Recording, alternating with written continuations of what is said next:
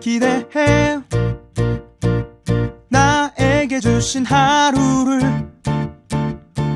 때론 피곤하고 일어나기 싫고 널 깨우는 알람 소리에 짜증도 나겠지만. 안녕하세요. 오늘도 푸른 말씀 임세휘 목사입니다. 좋은 아침입니다. 쉬지 않고 나를 지키셨네. 오늘을 나에게 주셨네. 새 말씀 안에 주가 주신 사랑과 은혜와 능력. 하나님께서 우리에게 주시는 말씀 이사야 47장 8절부터 11절까지 말씀입니다. 그러므로 사치하고 평안히 지내며 마음에 이르기를 나뿐이라. 나 외에 다른 이가 없도다. 나는 과부로 지내지도 아니하며 자녀를 잃어버리는 일도 모르리라. 하는 자여 너는 이제 들을지어다.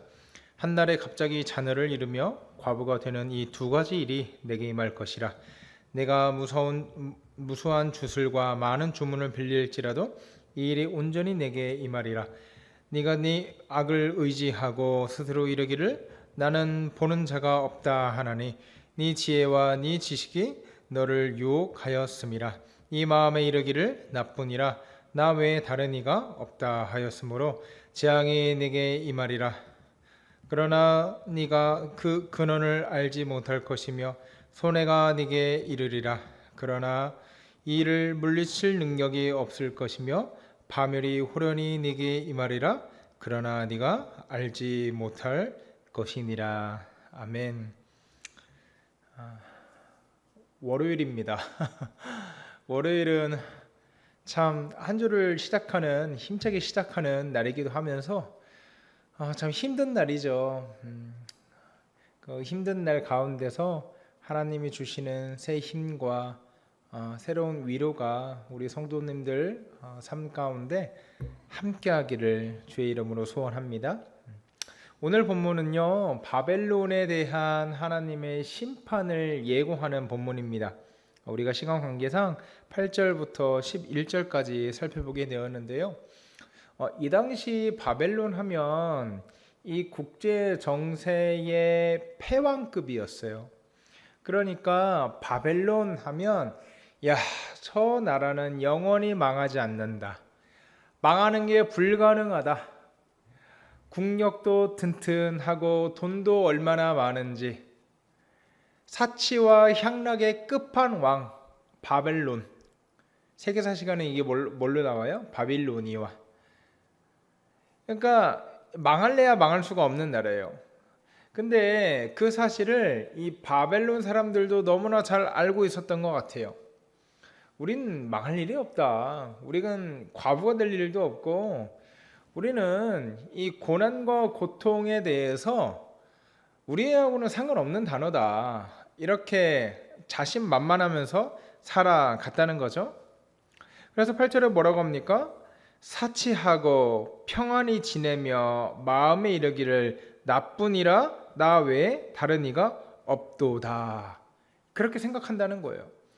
그런데 여러분, 이게 현대인들의 생각 아닙니까? 또는 우리 성도들도 하나님을 인정하고 하나님을 의식하면서 살아가면서도 동시에 종종 내 힘을 의지하고 내 주먹을 의지하고 살아갈 때 이런 생각과 이런 행동으로 살아갈 수 있다는 거예요. 사치하고 마음 가운데 평안하게 지내며 내 마음속으로 이제 걱정거리도 없고 일은 잘 풀리고 나 외에 다른 이가 없는 것 같고 하나님 없어도 내 인생 한번 잘 살아볼 수 있을 것 같고 그런 생각이 종종 들 때가 있다는 거죠.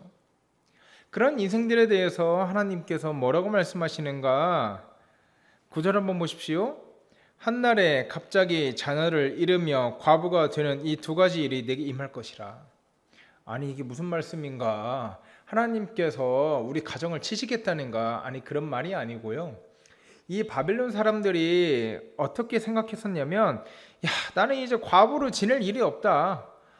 나라가 망하고 좀 남편이 전쟁으로 끌려가고 이렇게 죽어야 좀 그 비극이 좀 이렇게 열릴 것인데 나라가 망할 일도 없고 나라가 너무 평안하니까 아주 그냥 근심과 걱정에 대해서 마음을 푹 놓고 살아가는 거죠. 과부를 지낼 일도 없다. 또 두 번째로 자녀를 잃어버릴 일도 나는 모른다. 나하고는 상관없는 거다. 이렇게 자신만만하면서 살아갔다는 거예요. 9절에 뭐라고 했습니까? 하나님이 이 두 가지의 일이 너한테 한꺼번에 겹칠 것이다.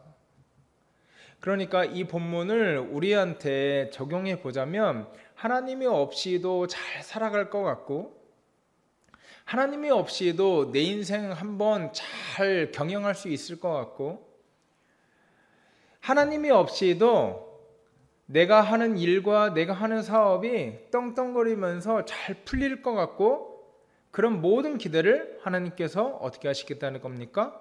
꺾어 버리시겠다는 거예요. 그때 하나님께서 뭐라고 하시냐면요. 9절 중반절 한번 보세요. 네가 무수한 주술과 많은 주문을 빌릴지라도 이 일이 온전히 내게 임할 것이다. 이 바벨론 사람들은요. 천문학과 이 주문, 주술, 이 토테미즘 그런 이 무속신앙이 굉장히 발달해 있었습니다. 마법, 마술, 점성술 그런 거 있잖아요. 굉장히 발달해 있었어요.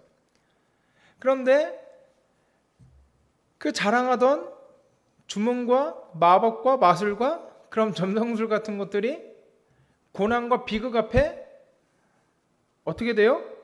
아무런 효과가 없다는 거예요. 그러한 무수한 주문을 빌릴지라도 나를 지켜주고 나를 살게 할 것이라고 믿었던 그 수많은 주문과 수많은 주술과 수많은 마술들을 적용한다 할지라도 어떻게 된다고요? 이 일이 온전히 내게 임할 것이다. 무슨 말이에요? 네가 그렇게 의지하고 네가 그렇게 붙들었던 모든 것들이 아무것도 소용이 없을 것이다 라고 얘기를 하고 있다는 것입니다. 여러분, 이 말씀 앞에서 우리가 하나님보다 더 붙들고 있었던 것은 과연 무엇이었는가? 우리가 하나님보다 더 의지했던 그런 것들은 과연 무엇이 있는가? 한번 진지하게 고민해 보실 필요가 있다는 거죠. 10절 말씀에는 또 이렇게 나옵니다. 네가 네 악을 의지하고 스스로 이르기를 나는 보는 자가 없다.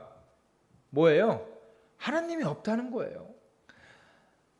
하나님이 없이 그냥 나를 말릴 자가 아무도 없다는 거죠. 이런 꼴을 보고 하나님이 한마디로 정리를 하시는데요. 그것이 10절 중반절이에요. 네 지혜와 네 지식이 너를 유혹하였다.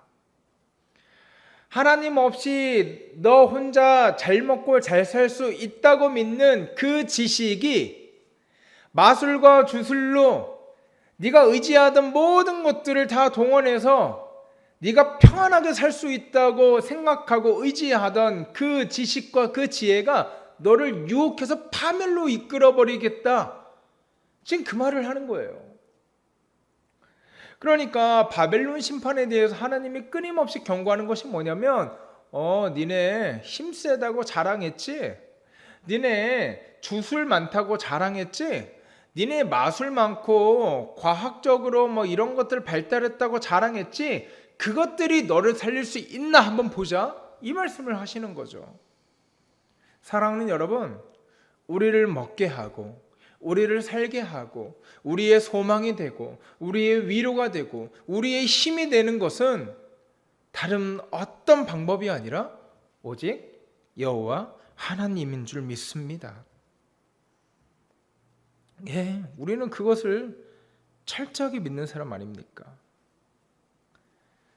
그래서 11절 뭐라고 합니까? 재앙이 내게 임할 것이다. 멸망할 것이다. 그러나 그 근원을 네가 알지 못할 것이다.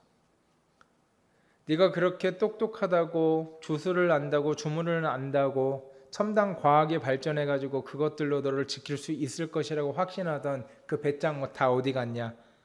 그 근원을 왜 알지 못하냐? 너한테 고난과 재앙이 임하는데 어찌하여서 왜 그런지조차 알지 못하냐? 그리고 중반절에 뭐라고 해요? 이를 물리칠 능력이 내게 없을 것이다.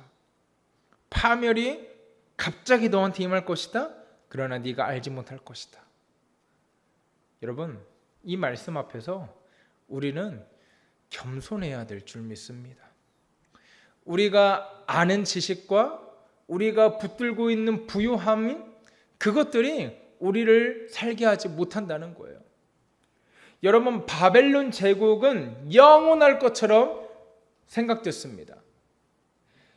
이방 나라들이 바벨론 제국은 영원할 것이다 라고 생각했고요. 또 바벨론 국민들도 우리나라는 망하지 않는다. 어떻게 이렇게 튼튼한 나라가 망할 수 있단 말인가. 과부와 자식이 죽는 이런 비극은 우리나라에는 없다라고 호기롭게 호언장담했던 나라가 이 바벨론 아닙니까? 그런데 어떻게 해요? 역사가 증명하듯이 바벨론도 멸망하게 되었다는 거죠. 때문에 우리는 다른 무엇을 붙들고 살아가는 것이 아니라 하나님의 말씀을 붙들고 살아가야 할 줄 믿습니다. 오직 그것만이 소망이 있다는 거예요. 돈도 우리에게 소망을 주지 못하고 오직 하나님만이 우리의 소망이 될 줄 믿습니다. 권력도 우리의 소망이 되지 못하고 오직 하나님 말씀만이 우리의 소망이 될 줄 믿습니다. 우리의 부유함과 우리의 건강과 우리가 가지고 있는 수많은 것들, 우리의 지식들, 우리의 인맥들, 그런 것도 아무런 소망이 되지 못하고 오직 하나님만이 우리의 소망이 될 줄 믿습니다. 얼마 전에 인스타그램에서 굉장히 좀 안타까운 소식을 접했습니다. 흔히들 그런 사람들을 셀럽이라고 하잖아요. 굉장히 유명한 부부가 있었어요. 굉장히 유명한 부부인데 인스타그램 SNS 상에서 많은 사람들의 지지를 받고 인기를 얻었던 부부였고, 또 공중파에 출연을 해가지고 방송도 나올 정도로, 또 CF도 찍을 정도로 이렇게 활발한 활동을 하는 그 인기 있는 부부였어요. 근데 얼마 전에 그 글이 올라왔어요. 6개월 된 둘째 아들이 갑자기 심장마비로 하늘나라에 갔다는 거예요. 그러고 나서 한 이틀 3일 있다가 그 아빠가 사진을 한 장 업로드를 했어요. 성도 자기 아들 안목에 써놓고 글이 참 은혜가 돼요. 뭐라고 썼냐면 첫 문장이 예수 믿으세요, 그거예요.